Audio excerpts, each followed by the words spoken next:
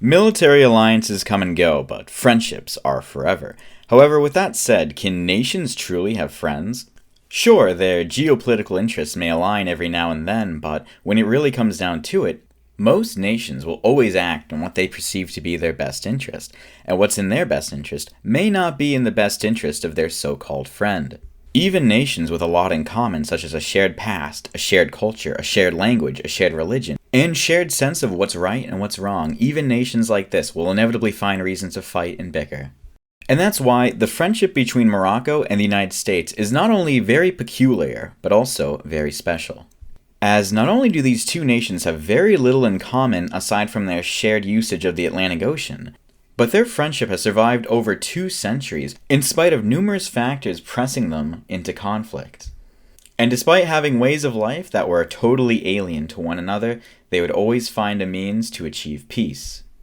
So naturally, the next question would be, how could such a beautiful friendship come about? For that, one must go back to the eve of the American Revolution in the year 1776. At that point in time, the Mediterranean was a hotbed of piracy and villainy, where from the North African coasts of modern-day Morocco, Algiers, Tunis, and Libya, Islamic pirates would continually launch raids northward to plunder not only the southern coasts of Europe, but even all across the Atlantic as far north as Iceland.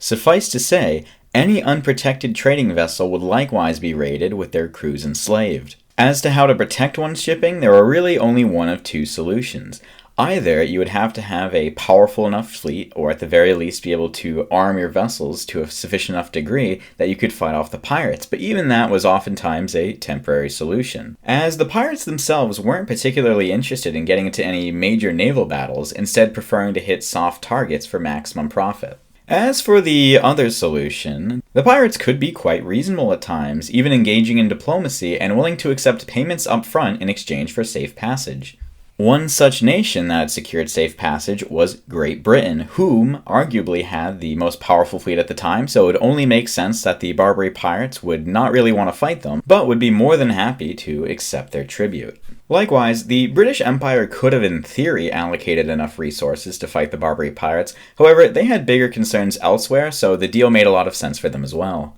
Or, to put it more simply, it was cheaper to pay them off than to fight them. But there is an additional factor in these calculations. You see, powerful nations like Great Britain and France realized that if they were able to secure treaties with the Barbary pirates, that would only mean the Barbary pirates would exclusively target their economic rivals, giving these great maritime powers an even stronger monopoly over the Mediterranean. Now, the 13 colonies, which would go on to become the United States, they would have been considered British subjects, meaning that the Barbary pirates wouldn't touch them. But with the beginning of the Revolutionary War, all bets were off. Naturally, American shipping into the Mediterranean would decrease quite noticeably with the various British blockades and other interdiction. However, what shipping did manage to get to the Mediterranean would be protected by France via a treaty, which stated that for the duration of the war, France would protect America from the various pirates. And this was a fairly good deal for both sides, as the United States, which didn't really have a real naval presence in that region, was now protected by arguably the second most powerful navy in the world.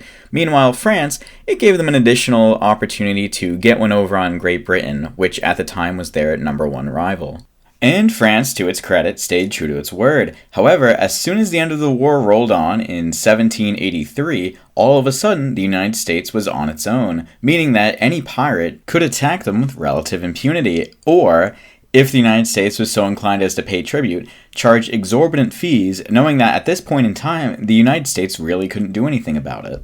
But while the Barbary states of Algiers, Tunis, and Tripoli all capitalized on the United States' relative weakness, Morocco chose a different path. Indeed, Morocco threw its weight behind the United States relatively early in the war, even recognizing them as a legitimate country before anyone else. And while Algiers, Tunis, and Tripoli all began to mercilessly plunder American shipping, Morocco still sought out friendship with the United States. So an important question then is, why? It's not as if Morocco didn't have the capability to attack American shipping, and certain segments of their society would have been all too pleased to do it. So again, why didn't they? The decision to befriend the United States didn't necessarily come from the Moroccan people themselves, but rather their leader, Mohammed III of the Alawite dynasty. The Alawite dynasty were themselves relative newcomers, at least in terms of ruling Morocco, having done so since the year 1666. And their rule can generally be categorized as attempting to centralize and modernize the nation.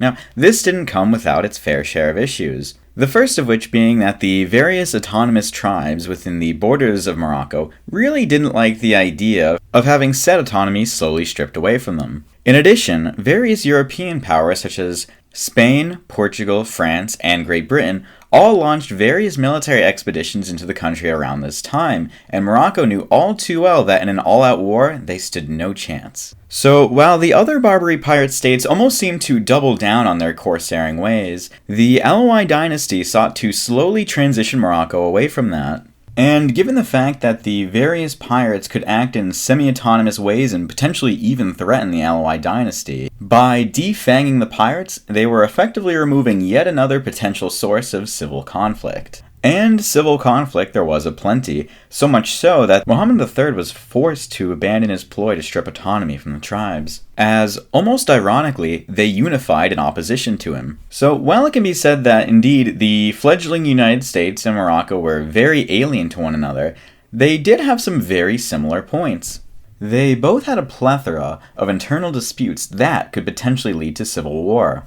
In addition, both nations would have had a deep desire to get recognition from the European nations, as the United States might have been seen as rogue territory from Great Britain, while Morocco probably would have been seen as, at best, an uncivilized nation by the European powers. So, by having Morocco establish legitimate diplomatic and trading links to the United States, it was the hope of the Alawite dynasty that this would help Morocco be perceived as a more legitimate nation to the wider world, as well as give them a more legitimate income stream through peaceful trade, rather than taking it violently through piracy, which almost inevitably would lead to future conflicts. And of course, the United States, who could really use all the help they could get, were all too eager to accept this offer. Whereas, a more developed Western nation might have scoffed at Morocco. Sure, they might be able to negotiate to a certain extent, but they would never come to them as equals, let alone on relatively friendly terms, and not just on some permutation of gunboat diplomacy. The first real test of friendship between these two nations would come in the year 1784, when Moroccan pirates seized the American merchant vessel known as the Betsy. Now, this wasn't necessarily an isolated incident,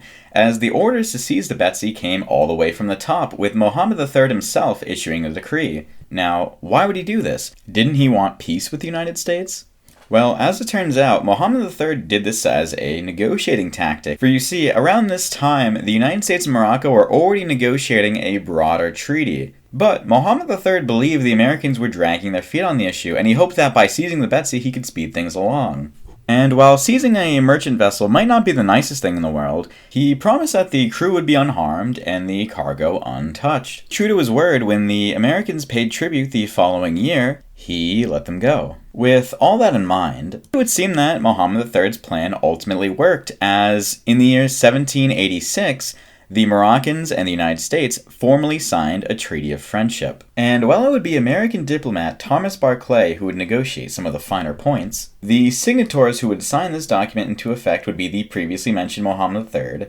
as well as the American founding fathers of John Adams and Benjamin Franklin. And while it can be argued the United States was certainly pressured into negotiations, or at the very least speeding them along, it was ultimately very beneficial to both nations, both through the lenses of economic prosperity and gaining legitimacy on the world stage. And even into the 21st century, the Moroccan-American Treaty of Friendship is still in effect, with the United States, now the undisputed top military power in the world, seeing the Alawite dynasty as a stabilizing factor in North Africa and a close and reliable friend. Meanwhile, Morocco, and more specifically the Alawite dynasty, is all too happy at this turn of events, as it means that if they were to ever really run into any internal or potentially external disputes, they do have the option of calling in the United States for a favor. And while the Alawite dynasty certainly couldn't have guessed that the United States would eventually become the world's top superpower when they were signing the Moroccan-American Treaty of Friendship,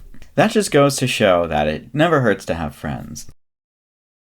In the name of Almighty God, this is a treaty of peace and friendship established between us and the United States of America, which is confirmed and which we have ordered to be written in this book and sealed with our royal seal at our court of Morocco on the 25th day of the blessed month of Shaban in the year 1200. Trusting in God, it will remain permanent. We declare that both parties have agreed that this treaty consisting of 25 articles shall be inserted in this book and delivered to the Honorable Thomas Barclay, the agent of the United States at our court, with whose approbation it has been made, and who is duly authorized on their part to treat with us concerning all the matters contained therein. If either of the parties shall be at war with any nation whatever, the other party shall not take a commission from the enemy, nor fight under their colors.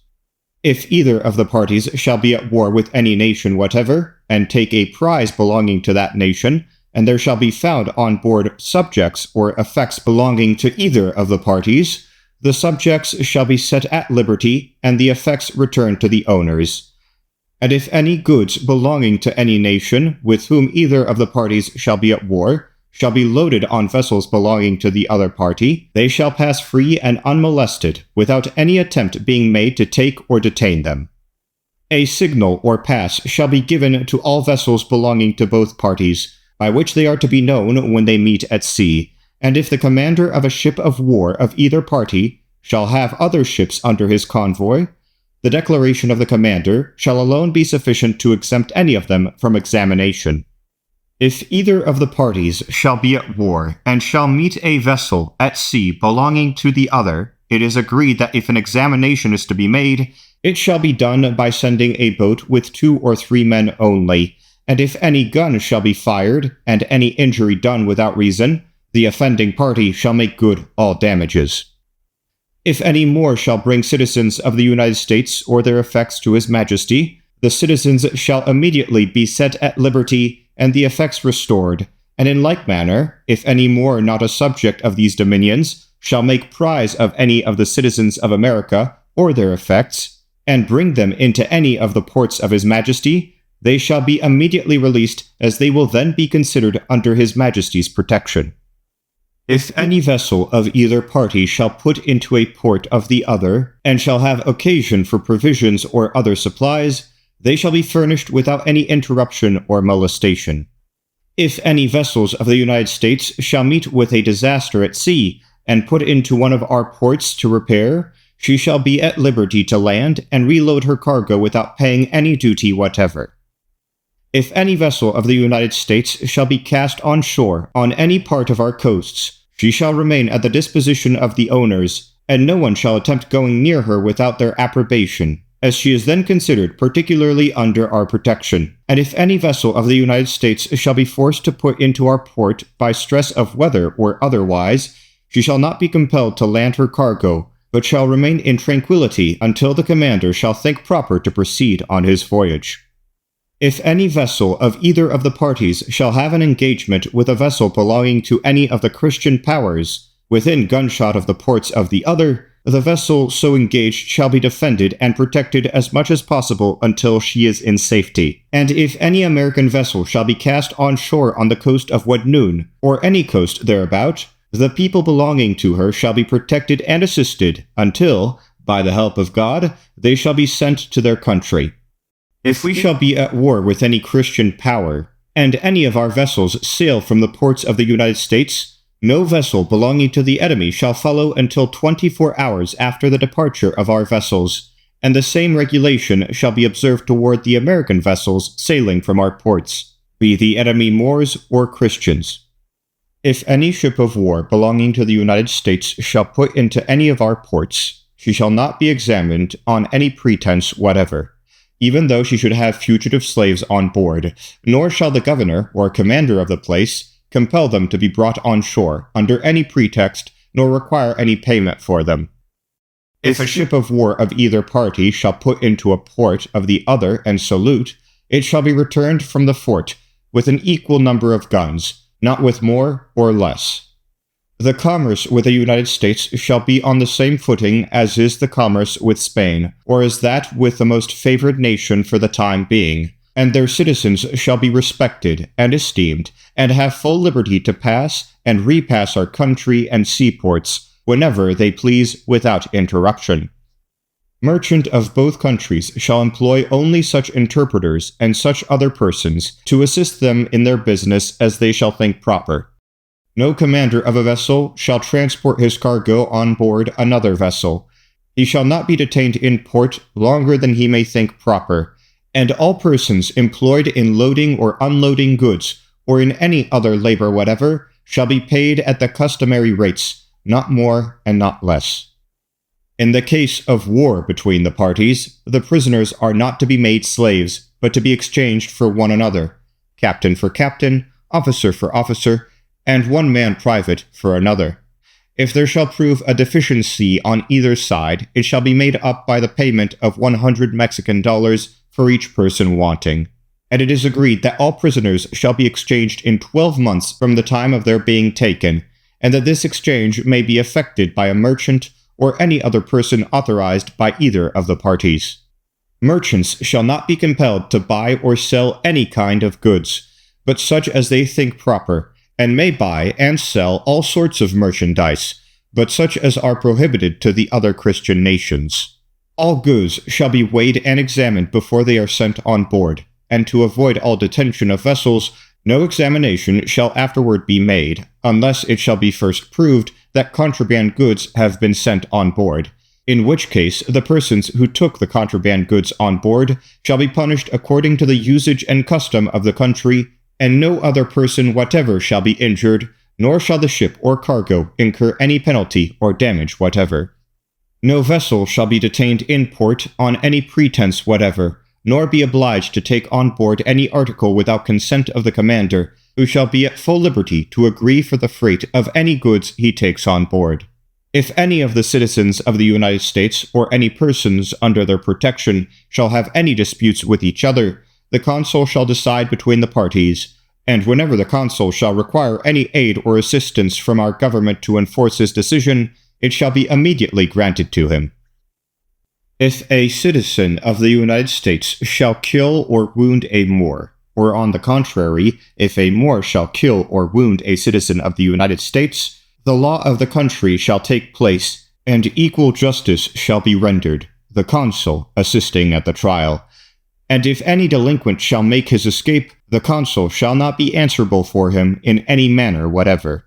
If an American citizen shall die in our country, and no will shall appear, the consul shall take possession of his effects, and if there shall be no consul, the effects shall be deposited in the hands of some person worthy of trust, until the party shall appear who has a right to demand them. But if the heir to the person deceased be present, the property shall be delivered to him without interruption. And if a will shall appear, the property shall descend agreeable to that will as soon as the consul shall declare the validity thereof.